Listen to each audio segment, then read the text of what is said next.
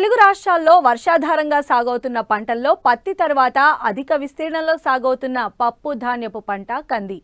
బెట్ట పరిస్థితులను సమర్థంగా తట్టుకొని ఖరీఫ్ రబీ కాలాల్లో రైతుకు మంచి ఫలితాలు అందిస్తోంది. ఖరీఫ్లో విత్తిన కంది ప్రస్తుతం పూత కాయ దశలో ఉంది.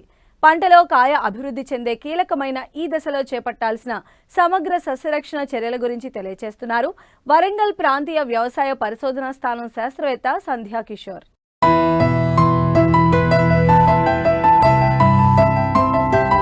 ఖరీఫ్లో వర్షాధారంగా సాగయ్యే దీర్ఘకాలిక పప్పు జాతి పంట కంది.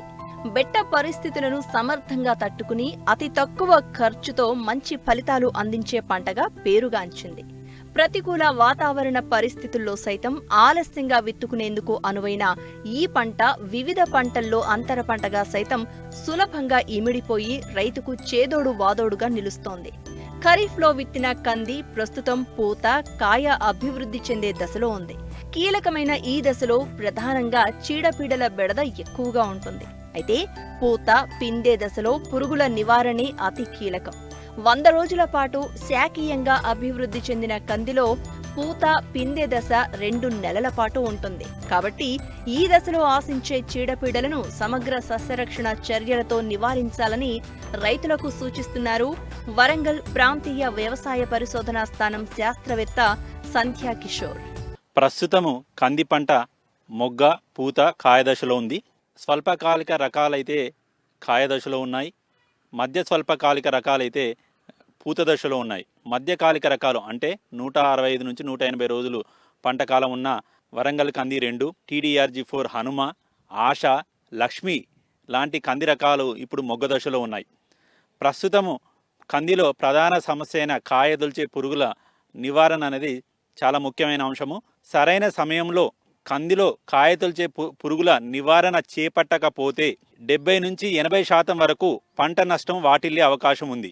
ముఖ్యంగా కందిలో మొదట వచ్చే పూతను కాయదొల్చే పురుగుల నుంచి కాపాడుకున్నప్పుడు మాత్రమే అధిక దిగుబడులు సాధ్యమవుతాయి. మొదట మనం సస్యరక్షణ చర్యలు వచ్చినప్పుడు ముఖ్యంగా సమగ్ర సస్యరక్షణ చర్యలు చేపట్టాల్సిన అవసరం ఎంతైనా ఉంది. దీనిలో భాగంగా రైతులు తమ పొలాల్లో ఫిరమోన్ ట్రాప్స్ పెట్టుకోవడం ద్వారా అలాగే పక్షి స్థావరాలు ఏర్పరచుకోవడం ద్వారా మనం పురుగులను నివారించవచ్చు. వీటితో పాటు కీటకనాశులను సరైన సమయంలో స్ప్రే పిచికారీ చేయడం ద్వారా కూడా మనము కందిలో సస్యరక్షణ చేపట్టవచ్చు.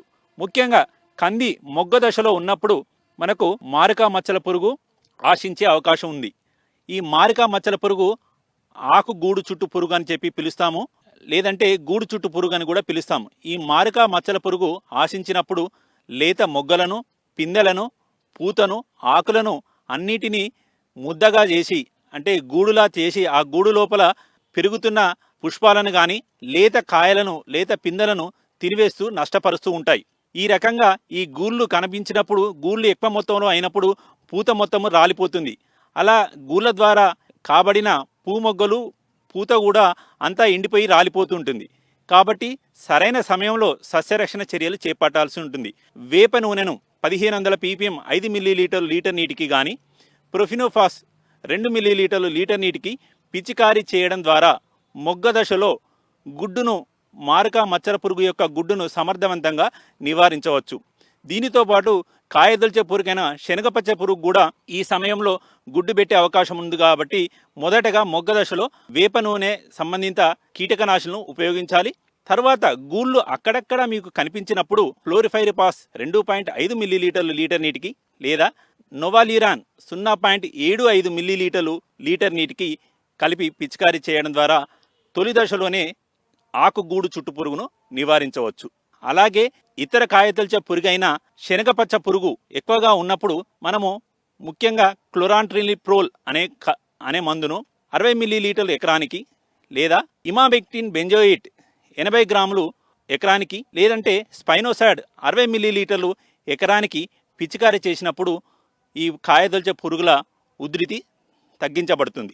ఈ రకంగా సరైన సమయంలో సస్యరక్షణ చేపట్టినప్పుడు మాత్రమే పూత మొగ్గను అలాగే లేత పిందెలను కాపాడుకున్న వాళ్ళం అవుతాం. తర్వాత కాయ తొలి దశలో అంటే పిందె దశలో కాయ గట్టిపడే దశలో మనకు కాయ ఈగ కాయ మీద రసం పీల్చే బగ్స్ అనేవి వస్తూ ఉన్నాయి.